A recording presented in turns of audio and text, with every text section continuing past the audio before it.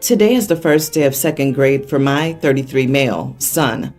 Last night after dinner, my wife, 30, began to help my son pack his lunch for his first day of school while I got his clothes out. When I returned from the kitchen, they had just finished up, and my wife handed the lunchbox off to my son, who said, "Thank you, Mommy." This was the first time my son called her mom, because my wife and I had been married for 7 months but together for 3 years. My son's biological mom passed away when he was just a few months old, and from that moment on, I never wanted my son to refer to another woman as mom. I discussed this with my wife when I realized that we were getting serious and first introduced her to my son. She said that she understood and would never expect my son to refer to her as mom or anything like that, and for the past few years, my son has only called her by her first name. My wife didn't say anything at the moment. She just smiled at him and said, "You're welcome." However, after my son had gone to bed, my wife was beaming with excitement and telling me how happy she was about it. I didn't want to be an idiot, but I reminded her that I didn't want him calling anyone else mom, and asked if she could just remind him to call her by her name or her nickname next time. She was immediately upset and began to say that she would never have forced him to call her mom, but she was also not going to deny him that if that's what he chose to call her. This led us to an hour-long argument about me sleeping on the couch. Am I the idiot here? Edit. I had told my son all about his biological mom and have shown him pictures of her every day when he was younger, so he knows who his mom is and that she's no longer with us. You are the idiot. Don't control your son's wishes. This might be the only woman he knows in that role in his life. He has a right to call her mom if he wants to. You don't get to control that or deny him that if that's what he wants. It's his choice, and she's the only mom he's known. Your wife is stepping into the role of his mother. Allow her that title if your son so chooses to give it. You need to accept that. You need to accept that it doesn't mean his birth mom isn't important, and it doesn't mean he can't have more than one mom in his life. Your wife didn't make your son call her mom. Your son has obviously grown comfortable now, identifying her as his mom. I can't believe you're going to deny your son this. Your son is aware of who his biological mom is. I honestly don't see the issue with him being comfortable calling your wife mom. I understand it's difficult to move on from a loss, but you're punishing your wife and son for your inability to move on. So you get to move on and have a new wife, but he can't have a new mommy? OP, I can appreciate that you want to preserve his bio mother's memory and retain its importance, but he's a little kid. Right now, mom is your wife, who's present and raising him. So let him do it. She's his mom, but his bio mom will always be a mom, and one day you guys can have a great conversation about her. They can both be a mom. This nearly made me cry, because your son is trying to bond with his mother figure, and you deny him that? Why are you taking this from both of them? It seems like it makes them both happy, and I don't understand the issue here. Imagine how rejected that small child, who's known and trusted your wife for half his life, would feel if she reprimanded him for calling her mom. Please get therapy. My older sister, Rosa, and I are not close. Rosa and I come from a family with money. Growing up, we lived in a lovely house with staff to do stuff for us. Our parents never encouraged us to be independent and spoiled us beyond compare. I never got a normal childhood, and I got the biggest culture shock when I left for university. I had to unlearn many of the classist thoughts I grew up with. I moved away from my parents, and I rarely spoke to them. My parents tend to baby Rosa. In my opinion, this has caused her to become very entitled. She overreacts when things don't go her way and complains about everything and everyone when they make small mistakes. As a result, I do not speak to her often. A few weeks ago, Rosa called me and told me that my parents had kicked her out of their house for a few weeks. She refused to tell me the details, but I could tell that she was very distraught. She asked me if she could stay with me for 2 weeks because she didn't want to live in a hotel. I was hesitant, but my wife Amy convinced me to let her stay. The first thing I noticed about Rosa is that she's incapable of doing basic tasks. She can't boil water on the stove, can't boil an egg, and can barely fold her clothes. On the second day of her stay, she left the stove unattended while she went outside. It's so bad that I almost consider her a hazard in the kitchen. Rosa's inability to do anything caused Amy and I to do everything for her. As a result, we have to constantly clean up for her, and she leaves huge messes, and it gets very annoying. Amy felt bad for Rosa and offered to teach her a few things. Rosa declined because, quote, she doesn't need to, but Amy convinced her. Amy tried to teach her how to hold a knife properly, fold a t-shirt, and make a bed. Instead of trying to learn, Rosa would give up and claim that she couldn't do it, and that it would be much better if Amy did it for her, since she's much better at those things than her. Amy tried for a few days before she gave up. Amy made croissants. They took 2 days to make, and she made 18 in total. The next day, Amy and I were out all day and didn't get to eat much. Imagine my surprise when Rosa told us that she had eaten all the remaining croissants, 16.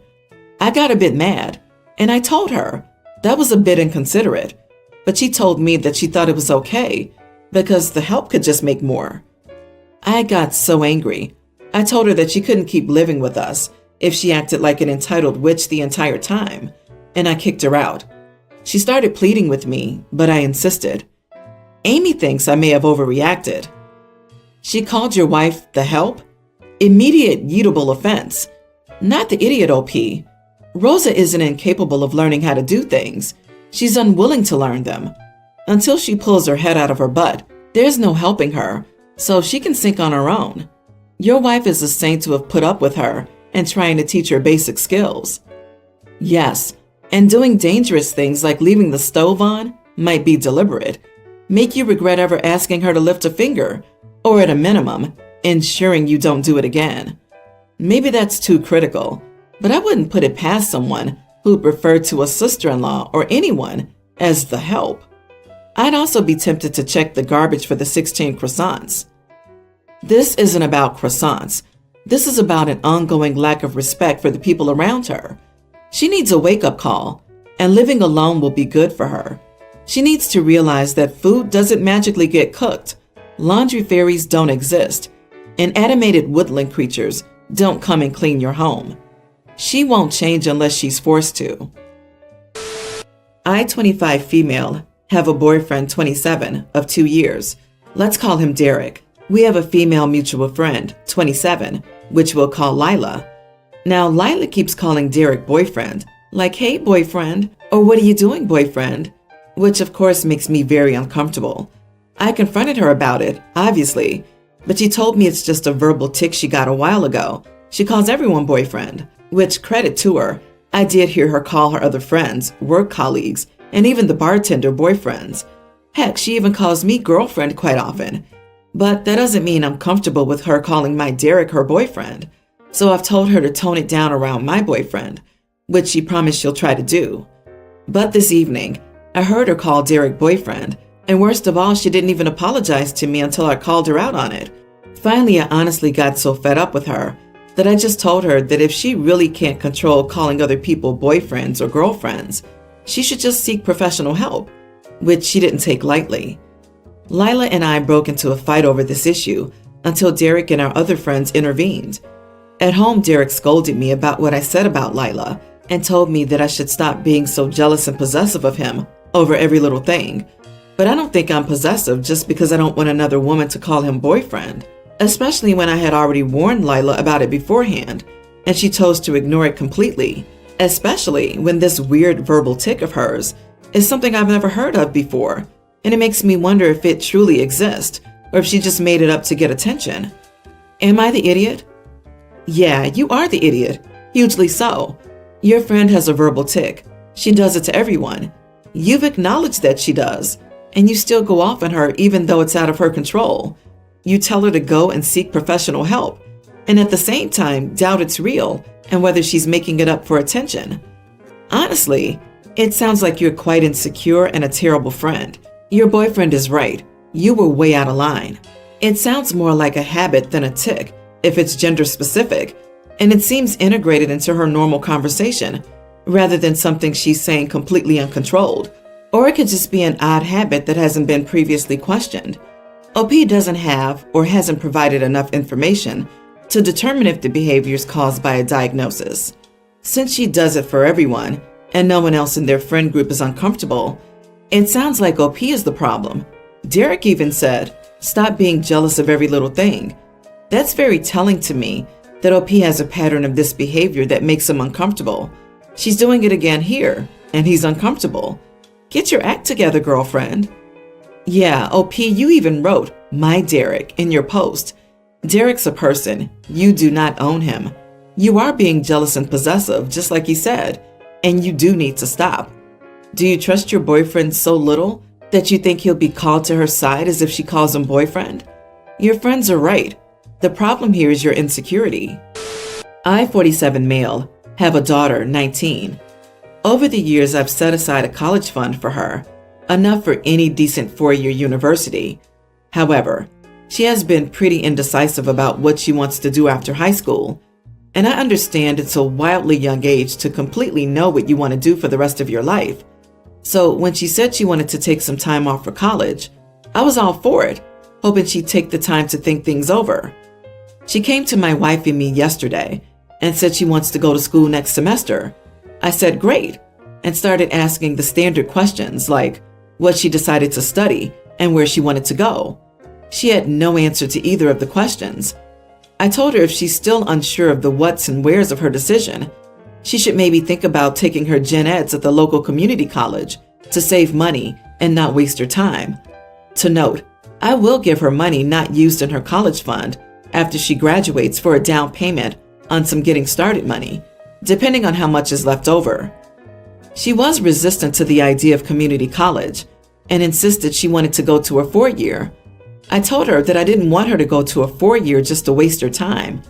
I told her that I was unsure of what I wanted to do when I went to a four-year and ended up taking classes I didn't need to and having to spend time making up classes that I should have been taking years before. I didn't want her to be in the same situation I was in. I told her that if she wants to go to a four-year, that's fine, but if she doesn't have a set goal in mind, then I'm not paying for it. If she decides what field she wants to go into, then I would be happy to do it. If she doesn't know what she wants to do but still wants to take classes, I'm more than happy to pay for those. But I'm not going to waste my money for her to mess around for a couple of years. She's also welcome to take more time to think about things before going to college, as the money isn't going anywhere, and we're in no hurry to push her out of the nest. She wasn't too thrilled about my conditions and begged me to pay for a four-year college. I told her I would not do that, but I gave her the other options. I reassured her that I loved her and ended the conversation at that. My wife agrees with me, but is overall more sympathetic to our daughter. I said she's welcome to take all the time she needs, and I've been more than generous with her. Am I the idiot? Not the idiot. OP, I'm betting that she suddenly wants to go to school at a four-year because of prestige, because all of her friends are posting about buying their gear and moving out, and going off to live in the dorms, etc. Very exciting. How much exposure has your daughter had to adults who have jobs and will talk about them? Like, has she seen you and your wife at work? Has she asked Uncle Brad what it's like to run his own business? Anything? It might be worthwhile to line your daughter up with a counselor who can provide aptitude tests and career counseling. She seems to be floundering in I don't know land right now. I'm giving you a hesitant, you are the idiot. I'm 26 now, but I transferred from a local community college to a big University of California school about 6 years ago.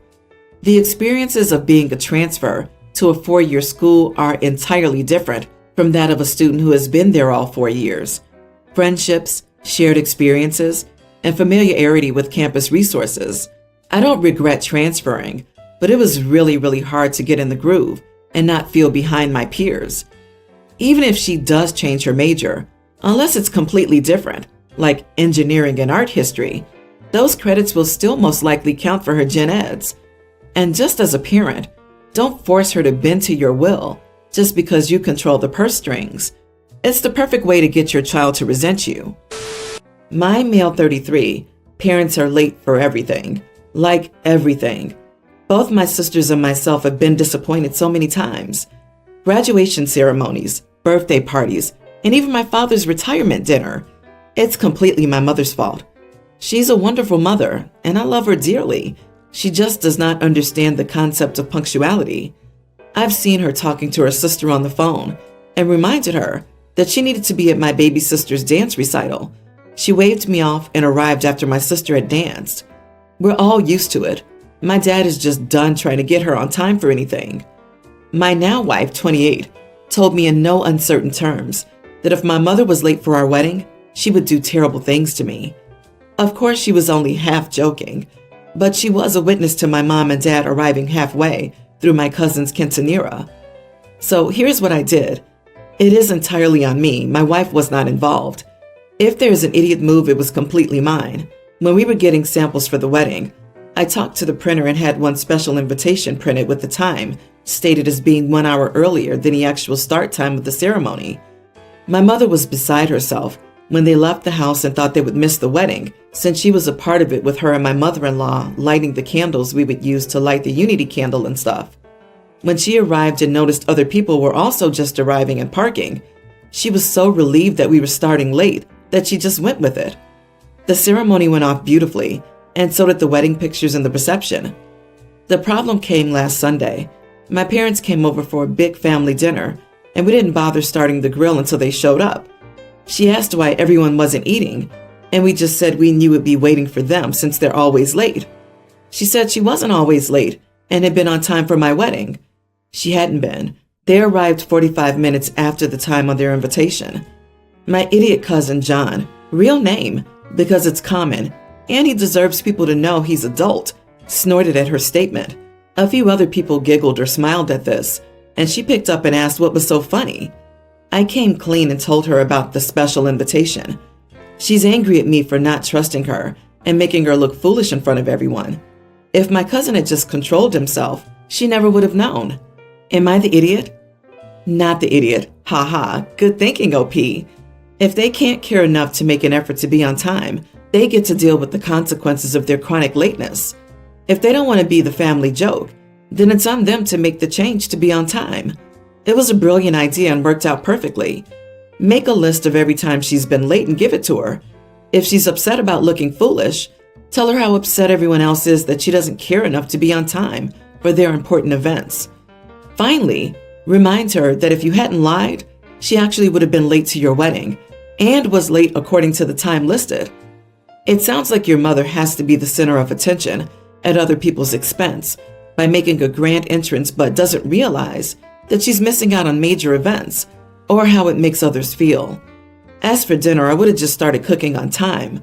No one else should have to wait on food just because she's late. But I feel sorry for your dad, who has to miss out because she can't be punctual. He should leave on time and let her find her ride to events from now on. Your mother is extremely rude, being late to everything, and she's lucky to be invited to anything at all with how she behaves.